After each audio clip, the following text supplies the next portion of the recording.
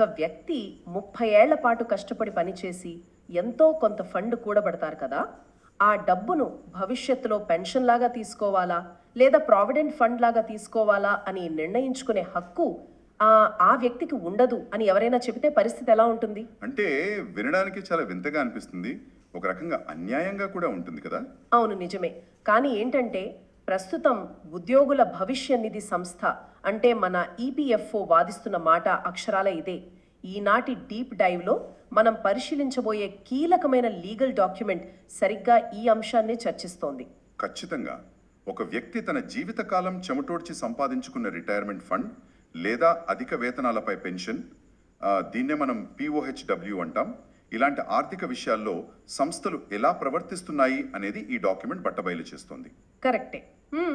అసలు ఆ ఉద్యోగికి కుండే కనీస నిర్ణయాధికారాన్ని ఆ సంస్థలు ఎలా అర్థం చేసుకుంటున్నాయి లేదా చట్టంలోని లొసుగులను వాడుకుని దాన్ని ఎలా తమకు అనుకూలంగా మార్చుకుంటున్నాయన్నదే ఇక్కడ అసలు పాయింట్. అవునండి, ఇది కేవలం ఏదో లాయర్లకు లేదా చట్టాలు చదివే వాళ్ళకి మాత్రమే సంబంధించిన విషయం కాదు సుమా. కానే కాదు, అంటే తమ జీతంలోంచి ప్రతి నెల పిఎఫ్ కట్ అవుతున్న ప్రతి ఒక్కరూ తెలుసుకోవాల్సిన విషయం ఇది.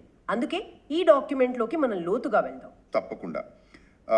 ఈ లీగల్ డాక్యుమెంట్ చదువుతున్నప్పుడు నాకు స్పష్టంగా అర్థమైన ఒక విషయం ఏంటంటే, చట్టాలు లేదా నిబంధనలు కాగితం మీద చాలా నిష్పాక్షికంగా కనిపిస్తాయి. అవును. కానీ ఆ నిబంధనలను ఒక వ్యవస్థ ఎలా విశ్లేషిస్తోంది, దాని వెనుకున్న అసలు ఉద్దేశం ఏమిటి అని మనం తవ్వి చూస్తేనే అప్పుడే తెల వెనుక జరుగుతున్న అసలు కథ బయటపడుతుంది, అంతే కదా? ఎగ్జాక్ట్లీ. ఈరోజు మనం చూస్తున్న డాక్యుమెంట్ కూడా అదే పని చేస్తోంది. ఈపీఎఫ్ఓ తీసుకున్న ఒక ఏకపక్ష నిర్ణయాన్ని ఇది సూటిగా సవాలు చేస్తోంది. ఎవరి డబ్బు మీద ఎవరికి అధికారం ఉంది అనే చాలా ప్రాథమికమైన ప్రశ్నలను ఇది అడుగుతోంది. ఈ వివాదం యొక్క మూలాలు ఎక్కడున్నాయో అర్థం చేసుకోవాలంటే మనం కాస్త వెనక్కి వెళ్ళాలి. అంటే డాక్యుమెంట్లో పదే పదే ఒక తేదీ కనిపిస్తోంది, నవంబర్ 4, 2022 నాటి సుప్రీంకోర్టు తీర్పు. అవును, Sunil Kumar B case. Correct, Sunil Kumar B కేసులో ఇచ్చిన తీర్పు. అందులోనూ ఆర్టికల్ 142 కింద ఇచ్చిన ఆదేశాలు, ముఖ్యంగా పారా 44 ఐవి గురించి చాలా సుదీర్ఘమైన చర్చ ఉంది అందులో. అసలు ఈ అధిక వేతనాలపై పెన్షన్ వివాదంలో సుప్రీంకోర్టు ఎందుకు జోక్యం చేసుకోవాల్సి వచ్చిందంటారు? ఆ తీర్పు అనుకున్న నేపథ్యం ఏంటి? అంటే దశాబ్దాలుగా ఈ ప్రావిడెంట్ ఫండ్ మరియు పెన్షన్ నిబంధనల చుట్టూ చాలా గందరగోళం ఉంటూ వచ్చింది. ఒక ఉద్యోగి బేసిక్ జీతం మీద కాకుండా వారు అందుకునే పూర్తి వేతనం మీద పెన్షన్ లెక్కించాలా వద్దా అనే విషయంలో పెద్ద న్యాయపరమైన అస్పష్టత ఏర్పడింది. ఓహో, అంటే 2014కి ముందు ఆ తర్వాత వచ్చిన సవరణల వల్ల అంటారా? అవును, సరిగ్గా అదే. నియమాలు స్పష్టంగా లేకపోవడం, ఈపీఎఫ్ఓ ఇచ్చిన సర్క్యులర్లు ఒకదానికొకటి విరుద్ధంగా ఉండడం వల్ల వేలాది మంది ఉద్యోగులు అప్పట్లో ఒక నిర్ణయానికి రాలేకపోయారు. పాపం, వాళ్ళకి సరైన సమాచారం లేక ఆప్షన్ తీసుకోలేకపోయారన్నమాట. కరెక్ట్. ఆ అస్పష్టత వల్లే కొందరు పెన్షన్ స్కీమ్లోకి మారలేకపోయారు. సరిగ్గా ఈ సమస్యను పరిష్కరించడానికే సుప్రీంకోర్టు ఆ సునీల్ కుమార్ బి కేసులో జోక్యం చేసుకుంది. ఇక్కడే కోర్టు ఆ ఆర్టికల్ 142ను వాడింది. ఈ ఆర్టికల్ 142 ప్రస్తావన డాక్యుమెంట్లో చాలా బలంగా ఉంది. సాధారణ చట్టాల పరిధిలో తీర్పు ఇవ్వకుండా సుప్రీంకోర్టు ఈ ప్రత్యేకమైన ఆర్టికల్ను ఎందుకు ఉపయోగించాల్సి వచ్చింది? దీని స్పెషాలిటీ ఏంటి? చూడండి, ఆర్టికల్ 142 అనేది భారత రాజ్యాంగం సుప్రీంకోర్టుకి ఇచ్చిన ఒక అసాధారణమైన పవర్. ఒక రకంగా చెప్పాలంటే ఇది ఒక బ్రహ్మాస్త్రం లాంటిది. బ్రహ్మాస్త్రం అంటే అంత పవర్ఫుల్ అంటారా? అవును. ఎక్కడైనా చట్టంలో ఉన్న లోపాల వల్ల లేదా ఇలాంటి వ్యవస్థాగతమైన గందరగోళం వల్ల ప్రజలకు న్యాయం జరగకపోతే దాన్ని సరిదిద్ది కంప్లీట్ జస్టిస్ అంటే సంపూర్ణ న్యాయం చేయడానికి కోర్టు దీన్ని వాడుతుంది. ఓహో, ఇప్పుడు అర్థమైంది. ఈ కేసులో కూడా చట్టం స్పష్టంగా లేకపోవడం వల్లే కదా ఉద్యోగులు ఆప్షన్ ఎంచుకోలేకపోయారు. సో అప్పటి అనిశ్చితి వల్ల ఎవరైతే నిర్ణయం తీసుకోలేకపోయారో అంటే అన్డిసైడెడ్గా ఉన్నారో వారికి కోర్టు ఒక అవకాశం ఇచ్చింది. అంటే ఆ పేరా 44 ఐవి ఉద్దేశం అదేనమాట. అప్పట్లో ఆప్షన్ తీసుకోలేని వాళ్ళకి మరో 4 నెలల పాటు అవకాశం ఇచ్చింది సుప్రీంకోర్టు. కరెక్ట్. తప్పు చట్టంలో ఉంది కాబట్టి ఆప్షన్ ఎంచుకోవడానికి ఇబ్బంది పడిన వాళ్ళకి సుప్రీంకోర్టే స్వయంగా దారి చూపించింది. అంటే సుప్రీంకోర్టు ఉద్దేశం చాలా క్లియర్గా ఉంది. ఎవరైతే నష్టపోయారో వాళ్ళకి న్యాయం జరగాలి అని. అవును, కానీ వ్యవస్థలు ఎప్పుడూ తమకు అనుకూలమైన మార్గాలనే వెతుక్కుంటాయి కదా. ఇక్కడే ఈపీఎఫ్ఓ ఈ తీర్పును అన్వయించే విధానంలో ఒక కొత్త వాదనను తెచ్చింది. ముఖ్యంగా ఈ మినహాయింపు పొందిన సంస్థలు, అంటే ఈ ఎగ్జెంప్టెడ్ ఎస్టాబ్లిష్మెంట్స్ అంటారు కదా, వాటి విషయంలో ఈపీఎఫ్ఓ వాదన చాలా ఆశ్చర్యంగా ఉంది. అవును, ఇక్కడే అసలు లీగల్ ఫైట్ మొదలవుతుంది. ముందుగా అసలు ఈ ఎగ్జెంప్టెడ్ ఎస్టాబ్లిష్మెంట్స్ అంటే ఏంటో చూద్దాం. చెప్పండి. ఇవి ఈపీఎఫ్ఓ పునరాగతం చేస్తాయి, కానీ తమ ఉద్యోగుల పిఎఫ్ డబ్బును నేరుగా ఈపీఎఫ్ఓకి కట్టవు. వాళ్ళ సంస్థలోనే ఒక స్వంత ట్రస్టును పెట్టుకుని ఫండ్స్ నిర్వహించుకుంటారు. ఇవి పెద్ద పెద్ద కంపెనీలు అన్నమాట. ఓహో, అంటే వాళ్ళకి వాళ్లే ఒక ట్రస్ట్ రన్ చేసుకుంటారు. మరి వీళ్ళ విషయంలో ఈపీఎఫ్ఓ వాదన ఏంటి? వాళ్ళు కోర్టులో ఏం చెప్తున్నారంటే, ఏ సంస్థ ట్రస్ట్ నిబంధనల్లో అయితే పెన్షన్ కాంట్రిబ్యూషన్ పై ఒక సీలింగ్ ఉంటుందో. సీలింగ్ అంటే ఒక పరిమితి కదా. అవును, ఆ సీలింగ్ ఉన్న ట్రస్ట్ కింద పనిచేసే ఉద్యోగులు సుప్రీంకోర్టు చెప్పిన ఆ అన్డిసైడెడ్ కేటగిరీ కిందకు రారు అని ఈపీఎఫ్ఓ వాదిస్తోంది. ఒక్క నిమిషం. ఈ సీలింగ్ అనే పదం బహుశా అందరికీ అర్థం కాకపోవచ్చు. అసలు ఈ ట్రస్ట్ నిబంధనల్లో పెన్షన్ కాంట్రిబ్యూషన్ పై సీలింగ్ ఉండటం అంటే ఏంటి? దాని లెక్క ఏంటి? దీన్ని చాలా సింపుల్గా చెబుతాను, వినండి. చట్టం ప్రకారం ఉద్యోగి తన బేసిక్ జీతంలో 12% పిఎఫ్కి ఇస్తాడు. యజమాని కూడా 12% జమ చేయాలి. ఇది అందరికీ తెలిసిన విషయమే. ఈ యజమాని జమ చేసే 12%లో 8.33% ఫ్యామిలీ పెన్షన్ ఫండ్కు వెళ్తుంది. అయితే గతంలో ఒక నియమం ఉండేది. ఎలాంటి నియమం? ఒక ఉద్యోగి జీతం ₹1,00,000 ఉన్నా సరే పెన్షన్ ఫండ్కు వెళ్లే లెక్కను కేవలం 15,000 రూపాయల బేసిక్ జీతానికే పరిమితం చేశారు. అంటే ఆ 15,000 మీద మాత్రమే 8.33% పెన్షన్కి వెళ్ళేది. అంటే సుమారు ₹1,250 మాత్రమే పెన్షన్ ఫండ్కి వెళ్తుంది. మిగతా డబ్బంతా పిఎఫ్లోకి వెళ్ళిపోయేదన్నమాట. ఎగ్జాక్ట్లీ. ఈ 15,000 పరిమితినే మనం సీలింగ్ అంటున్నాం. చాలా ట్రస్ట్లు తమ ఫండ్ మేనేజ్మెంట్ని సులభతరం చేసుకోవడానికి, అంటే అడ్మినిస్ట్రేటివ్ కన్వీనియన్స్ కోసం ఈ సీలింగ్ను తమ రూల్స్లో రాసుకున్నాయి. ఓహో, అంటే కేవలం పరిపాలనా సౌలభ్యం కోసం అప్పట్లో ఈ సీలింగ్ పెట్టుకున్నారు. కానీ ఇప్పుడు ఈపీఎఫ్ఓ ఈ పాత సీలింగ్ నిబంధనను ఎలా వాడుకుంటోంది? ఏంటంటే, ఒక సంస్థ ట్రస్ట్ రూల్స్లో ఈ పెన్షన్ సీలింగ్ ఉంది అంటే దాని అర్థం ఆ సంస్థలోని ఉద్యోగులంతా అధిక వేతనాలపై పెన్షన్కు వ్యతిరేకంగా ముందే ఓటు వేశారని ఈపీఎఫ్ఓ చెప్తోంది. అరే, ఇదేం లాజిక్? అదే వాళ్ళ వాదన. వాళ్ళు కేవలం అధిక వేతనాలపై పిఎఫ్ మాత్రమే కావాలని కోరుకుంటున్నారని ఆ ట్రస్ట్ నిబంధనల ద్వారా అప్పటికే డిసైడ్ అయిపోయిందని ఈపీఎఫ్ఓ అంటోంది. కాబట్టి వాళ్ళకి సుప్రీంకోర్టు ఇచ్చిన అవకాశం వర్తించదు అని వాదిస్తున్నారు. ఈ లాజిక్ వింటుంటే నిజంగా ఒక విచిత్రమైన పరిస్థితి గుర్తొస్తోంది. ఇది ఎలా ఉందంటే, ఒక వ్యక్తి ఒక పెద్ద రెస్టారెంట్కి భోజనం చేయడానికి వెళ్ళాడు అనుకుందాం. ఓకే. అక్కడ ఖాళీగా ఉందని ఒక కార్నర్ టేబుల్ దగ్గర కూర్చున్నాడు.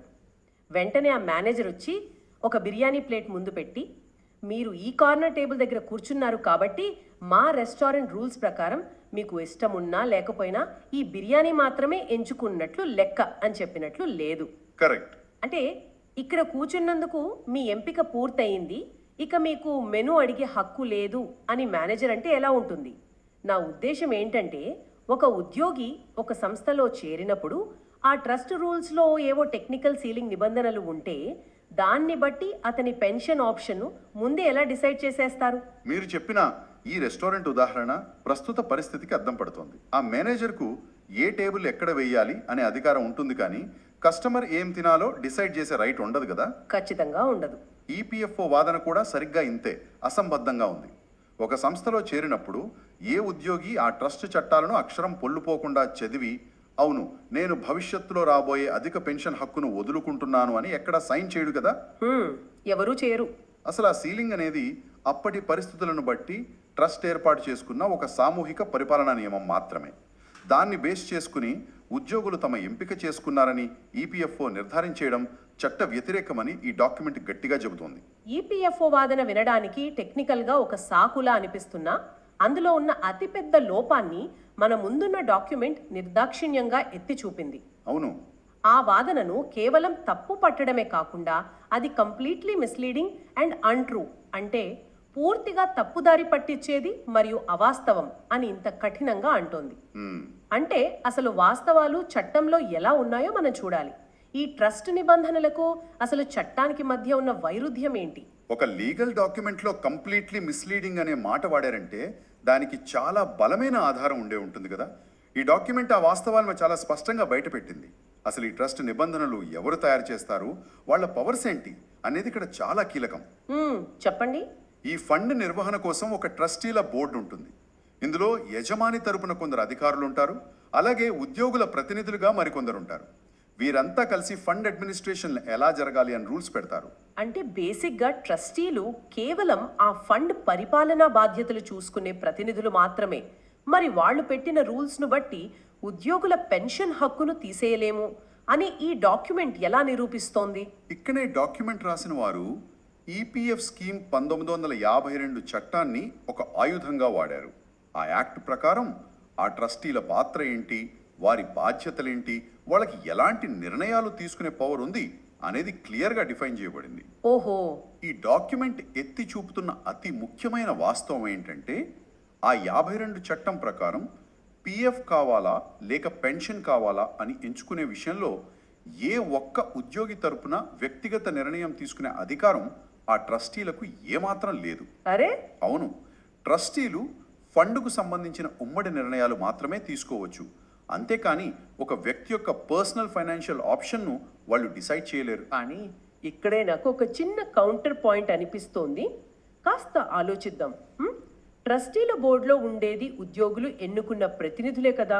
మనం ఒక ప్రజాస్వామ్యంలో ఉన్నాం. ఒక సంఘంలో మనల్ని రిప్రజెంట్ చేసే నాయకులు ఉన్నప్పుడు వారు మన తరపున కొన్ని కఠినమైన నిర్ణయాలు తీసుకోవడం సహజమే కదా. కరెక్టే. మనం ఎన్నుకున్న ఎమ్మెల్యేలు చట్టాలు చేస్తే మనం పాటిస్తాం కదా. అలాంటప్పుడు ఇక్కడ కూడా ట్రస్టీలు ఉద్యోగుల పక్షాన ఉండి సంస్థ ఆర్థిక పరిస్థితిని చూసుకొని పెన్షన్ సీలింగ్ అనే నిర్ణయం తీసుకున్నారనుకుందాం. ఓకే. ఆ ప్రతినిధులు తీసుకున్న నిర్ణయాన్ని ఉద్యోగులందరి నిర్ణయంగా ఈపీఎఫ్ఓ ఎందుకు అనుకోకూడదు? ఇందులో లాజిక్ ఉన్నట్లే ఉంది కదా. ఇది చాలా సహజంగా వచ్చే డౌట్. పైకి చూస్తే అదొక డెమోక్రాటిక్ ప్రాసెస్ లాగే అనిపిస్తోంది. కానీ ఏంటంటే సామూహిక హక్కులకి వ్యక్తిగత ఆస్తి లేదా ఆర్థిక హక్కులకి మధ్య ఉన్న తేడాను మనం అర్థం చేసుకోవాలి. అంటే మీరు చెప్పినట్లు ట్రస్టీలు ఉద్యోగుల ప్రతినిధులే. వాళ్ళు క్యాంటీన్ సదుపాయాల గురించో, సెలవుల నియమాల గురించో, లేదా ఫండును ఏ బాండ్లలో పెట్టాలో నిర్ణయాలు తీసుకోవచ్చు. అవన్నీ కలెక్టివ్ అడ్మినిస్ట్రేటివ్ డిసిషన్స్. సామూహిక పరిపాలనా నిర్ణయాలు. అవును. కానీ ఒక ఉద్యోగి తన 30 ఏళ్ల సర్వీస్ తర్వాత తన సొంత డబ్బును పెన్షన్గా తీసుకోవాలా లేదా ఒకేసారి పెద్ద మొత్తంగా పిఎఫ్లా తీసుకోవాలా అనేది అత్యంత వ్యక్తిగతమైన ఎంపిక. దీన్నే ఇండివిజువల్ ఫైనాన్షియల్ చాయిస్ అంటాం. కరెక్ట్. ఒకరికి ఆరోగ్యం బాలేకపోతే వెంటనే పెద్ద మొత్తం కావాలనుకోవచ్చు, మరొకరికి జీవితకాలం స్థిరమైన పెన్షన్ కావాలనుకోవచ్చు. ఎగ్జాక్ట్లీ. ఇది వాళ్ళ ఫ్యామిలీ సిచ్యువేషన్ మీద ఆధారపడి ఉంటుంది. ఈ ప్రాథమిక వ్యక్తిగత హక్కును నీ తరపున నీ యూనియన్ లీడర్ ముందే నిర్ణయం చేశాడు అని చెప్పడం ఏ చట్టం అంగీకరించదు. అందుకే ఈ డాక్యుమెంట్ బల్లగుద్ది మరీ చెప్తోంది ట్రస్టీలకు ఒక ఎంప్లాయీ తరపున నిర్ణయం తీసుకునే పవర్ లేదు అని. అంటే నిర్ణయాధికారాల పరిమితులు చట్టంలో చాలా స్పష్టంగా ఉన్నాయి. మనం ఇందాక మాట్లాడుకున్న రెస్టారెంట్ ఉదాహరణకి ఇది ఎగ్జాక్ట్ ఎక్స్టెన్షన్ లాగా ఉంది. అవును. మేనేజర్ ఆ రెస్టారెంట్లో లైటింగ్ ఎలా ఉండాలి, టేబుల్స్ ఎలా అమర్చాలి అని డిసైడ్ చేయొచ్చు. అది వాళ్ళ పవర్. కానీ ఒక కస్టమర్ ఏం తినాలో కూడా మేనేజర్ డిసైడ్ చేస్తానంటే ఎలా కుదరదో ఇక్కడ పెన్షన్ ఆప్షన్ కూడా అంతే. అంతే కదా. మరి ఇంత స్పష్టంగా చట్టం ఉన్నప్పుడు, సుప్రీంకోర్టు ఆదేశాలు ఉన్నప్పుడు ఈపీఎఫ్ఓ ఈ సీలింగ్ వాదనను ఎందుకు పట్టుకు వేలాడుతోంది? డాక్యుమెంట్ దీన్ని ఇల్లీగల్ పిఓహెచ్డబ్ల్యూ ఎలిజిబిలిటీ డిసెసివ్ థియరీ అని పిలుస్తోంది కదా. అసలు ఈ థియరీ వెనుక వాళ్ళ ఉద్దేశం ఏంటంటారు? ఏ వ్యవస్థ అయినా సరే తన మీద పడే ఆర్థిక భారాన్ని తప్పించుకోవడానికి చట్టంలోని సందులను వెతుకుతుంది. అధిక వేతనాలపై పెన్షన్ ఇవ్వడం అనేది ఫ్యూచర్లో వాళ్ళపై భారీ ఆర్థిక భారం మోపుతుందని వాళ్ళు లెక్కలు వేసుకొని ఉండొచ్చు. ఆ భారాన్ని తగ్గించుకోవడానికి ఇదంతా అన్నమాట. అవును. వచ్చే అప్లికేషన్స్ని ఎక్కడో ఒక చోట టెక్నికల్ గ్రౌండ్స్ మీద రిజెక్ట్ చేయాలి. అందుకోసం వాళ్ళు ఈ ట్రస్ట్ నిబంధనల్లో ఎప్పుడో రాసి పెట్టుకున్న సీలింగ్ని ఒక అస్త్రంగా వాడుకుంటున్నారు. డాక్యుమెంట్ దీన్నే డెసిసివ్ థియరీ అని పిలుస్తోంది. అంటే మీ ట్రస్ట్ నిబంధనే మీ నిర్ణయం అని ఒక కల్పిత సిద్ధాంతాన్ని వాళ్లే స్వయంగా సృష్టించారు. కరెక్ట్. కానీ చట్టం దృష్టిలో చూస్తే ఒక నిబంధన అనేది ఫండ్ నిర్వహణ కోసం ఉండాలి తప్ప ఉద్యోగి ప్రాథమిక హక్కులను కాలరాయడానికి ఒక సాకుగా మారకూడదు. ఒక భారీ వ్యవస్థ తనకు భారం అవుతుందన్న ఒకే ఒక్క కారణంతో దశాబ్దాల క్రితం ఎప్పుడో రాసుకున్న నిబంధనలను భూతద్దంలో చూపిస్తూ వాటిని తమకు అనుకూలంగా వాడుకోవడం నిజంగా ఆందోళన కలిగించే విషయం. ఖచ్చితంగా. డాక్యుమెంట్ రాసిన వారు కేవలం ఈపీఎఫ్ఓ వాదనను తప్పు పట్టడమే కాకుండా వాళ్ల వాదనలోని డొల్లతనాన్ని అక్షరాల చట్టంలోని మాటలతోనే కోట్ చేయడం చాలా ఇంట్రెస్టింగ్గా ఉంది. అవును, మీరు డాక్యుమెంట్ను నిశితంగా పరిశీలిస్తే అందులో ఒక స్పష్టమైన వాక్యం ఉంది. Trust rules are framed by trustees but their role and responsibilities are well defined by the rules of the EPFO scheme 1952 అని. ఇది ఎంత బలమైన వాదన అంటే ఈపీఎఫ్ఓ ఒకవైపు తాము చట్ట ప్రకారమే వెళ్తున్నామని చెబుతూనే మరోవైపు అదే 52 చట్టం ట్రస్టీల అధికారాలపై పెట్టిన పరిమితులను మాత్రం సౌకర్యవంతంగా విస్మరిస్తోంది. అంటే వాళ్ళకి కావలసినవి మాత్రమే తీసుకుంటున్నారు. అంతే కదా. ట్రస్టీలకు వ్యక్తిగత నిర్ణయాలు తీసుకునే అధికారం లేదని మూల చట్టమే చెబుతున్నప్పుడు ఈపీఎఫ్ఓ మళ్ళీ అదే ట్రస్టీల నిర్ణయాన్ని ఒక వ్యక్తిగత ఆర్థిక నిర్ణయంగా కోర్టు ముందు ఎలా చూపుతుంది? ఇదే ఈ మొత్తం వివాదంలో అతిపెద్ద లీగల్ లూప్ హోల్. దీన్ని చూస్తుంటే ఒక వైరుధ్యం చాలా స్పష్టంగా కనిపిస్తోంది. సుప్రీంకోర్టు ఆ ఆర్టికల్ 142 లాంటి రాజ్యాంగ బ్రహ్మాస్త్రాన్ని వాడి మరీ గందరగోళంలో ఉన్న సామాన్య ఉద్యోగులకు న్యాయం చెయ్యండి అని ఆదేశిస్తే దాని అమలు చేయాల్సిన ఈపీఎఫ్ఓ మాత్రం లేదు వీళ్ళ ట్రస్ట్ రూల్స్లో ఒక సీలింగ్ ఉంది కాబట్టి వీళ్ళు అస్సలు గందరగోళంలో లేరు, పెన్షన్ వద్దనే ఎప్పుడో నిర్ణయం తీసేసుకున్నారు అని ఒక కల్పిత కథను తెరపైకి తెచ్చింది. డాక్యుమెంట్ అంటున్నట్లు ఇది పూర్తిగా ఇల్లీగల్ మరియు మిస్లీడింగ్. అంతేకాదు, మనం సామాజిక భద్రతా చట్టాల మూల స్వభావాన్ని కూడా అర్థం చేసుకోవాలి. పిఎఫ్, పెన్షన్ లాంటి చట్టాల ఉద్దేశం ఎప్పుడు ఉద్యోగులకు మేలు చేయడమే. అవును. ఏదైనా ఒక నిబంధన అర్థం చేసుకోవడంలో అస్పష్టత ఉంటే న్యాయస్థానాలు ఎప్పుడు ఆ చట్టాన్ని ఉద్యోగికి అనుకూలంగానే అన్వయిస్తాయి కానీ వనరులున్న వ్యవస్థకు అనుకూలంగా కాదు. ఈపీఎఫ్ఓ వాదన ఆ ప్రాథమిక సామాజిక న్యాయ సూత్రానికి విరుద్ధంగా ఉంది. ఈ మొత్తం డీప్ డైవ్ని మనం క్రోడీకరిస్తే ఒక కఠోరమైన వాస్తవం అర్థమవుతుంది. ఒకవైపు ఒక భారీ వ్యవస్థ, ఆ వ్యవస్థ రూపొందించే సంక్లిష్టమైన సిస్టమిక్ నియమాలున్నాయి. అవును. మరోవైపు ఏళ్ల తరబడి కష్టపడి పనిచేసిన ఒక సాధారణ వ్యక్తికి తన సొంత డబ్బుపై ఉండే ప్రాథమిక ఆర్థిక ఎంపిక హక్కు ఉంది. ఈ రెండింటి మధ్య ఎంత సున్నితమైన గీత ఉందో దాన్ని వ్యవస్థలు ఎంత ఈజీగా చెరిపేయాలని చూస్తాయో ఈ డాక్యుమెంట్ ఎత్తి చూపింది. ఖచ్చితంగా. ఎంతో కష్టపడి సంపాదించుకున్న రిటైర్మెంట్ ఫండ్స్ విషయంలో ఈ చట్టపరమైన స్పష్టత అత్యంత కీలకం. చట్టాలు వ్యక్తుల భవిష్యత్తుకు భద్రత కల్పించాలి, కానీ వాళ్లను టెక్నికాలిటీల పేరుతో భయపెట్టకూడదు. అవునండి, ఈ అంశం మనకు ఇంకొక గుణపాఠం కూడా నేర్పుతోంది. సుప్రీంకోర్టు లాంటి అత్యున్నత న్యాయస్థానం జోక్యం చేసుకుని ఆర్టికల్ 142 వాడితే తప్ప సామాన్యుడికి ఈ సిస్టంలో న్యాయం జరగలేదు అంటే ఈ వ్యవస్థ ఎంత సంక్లిష్టంగా ఉందో మనం అర్థం చేసుకోవచ్చు. నిజమే. ఆ ఇచ్చిన దారిని కూడా ట్రస్ట్ నిబంధనలు అనే సాకుతో మూసేయడానికి సిస్టమ్ ఎలా ప్రయత్నిస్తుందో ఈపీఎఫ్ఓ వాదనలు స్పష్టం చేస్తున్నాయి. అందుకే ఇలాంటి లీగల్ డాక్యుమెంట్లు సామాన్యులకు ఒక కవచం లాంటివి. ఒక వ్యవస్థకు లిమిట్స్ ఎక్కడున్నాయో అవి గుర్తు చేస్తాయి. మీదే అసలు ఆటంతా ఆధారపడి ఉంటుందనడానికి ఇదొక బెస్ట్ ఎగ్జాంపుల్. అవును. ఒక ఉద్యోగికి తెలియకుండానే పాత నిబంధనలను బూచిగా చూపి అతని వ్యక్తిగత ఆర్థిక నిర్ణయాన్ని వ్యవస్థ ఎలా హైజాక్ చేయాలని చూసిందో దాన్ని డాక్యుమెంట్ రచయితలు చట్టంలోని మాటలతోనే ఎలా సమర్థవంతంగా తిప్పకొట్టారో ఈ చర్చ ద్వారా స్పష్టమైంది. చాలా క్లియర్గా. ఈనాటి మన విశ్లేషణ పూర్తయ్యే ముందు వింటున్న వారు అన్వేషించడానికి ఒక కొత్త ఆలోచనను ఇక్కడ వదిలేద్దాం. సంస్థలు తమకు అనుకూలమైన సంక్లిష్టమైన ట్రస్ట్ నిబంధనల ముసుగులో వ్యక్తుల ఆర్థిక నిర్ణయాలను వారికి తెలియకుండానే తీసుకునే ప్రయత్నం చేస్తుంటే వృత్తిపరమైన జీవితంలో ఇంకా ఎలాంటి ముఖ్యమైన ఎంపికలు సంబంధిత వ్యక్తుల ప్రమేయం లేకుండానే తెర వెనుక నిర్ణయించబడుతున్నాయో కదా. నిజమే, ఆలోచించాల్సిన విషయమే ఇది. ఈ ప్రశ్నను అలా వదిలేస్తూ మరో ఆసక్తికరమైన డీప్ డైవ్తో మళ్ళీ కలుద్దాం.